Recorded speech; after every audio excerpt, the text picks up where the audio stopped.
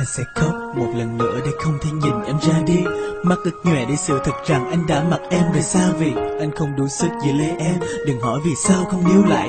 Giới hạn cũng chỉ là thế, chấp nhận vậy thôi mà chia tay. Không còn nhìn nhau, không còn mỉm cười. Giờ mỗi người là một hướng. Không còn đưa đón, không còn tâm sự. Em đi tìm lấy người em thương. Anh không phải người đó, anh không còn là người đó. Thời gian đã trải lên tất cả và kết quả này chính điều anh lo. Anh không hối hận vì anh đã yêu bằng tất cả trái tim. Anh không hối hận vì có chăng cũng vẫn là điều cần trải nghiệm.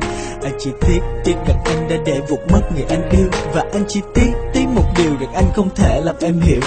Cuộc sống là vòng xoay, con người là vào đó. Để tìm được nhau là rất khó, mặt sóng gió phải cố mà vượt qua. Có lẽ em sẽ quên nhanh hơn là bản thân em nghĩ. Và chắc anh sẽ nhớ nhiều hơn là lời anh ghi ở đây. Nhưng trên bầu trời đã mãi luôn tồn tại một vị trí từng dành cho hai ta. Và trong ký ức này mãi tồn tại điều gì đó về kỷ niệm đã bay xa.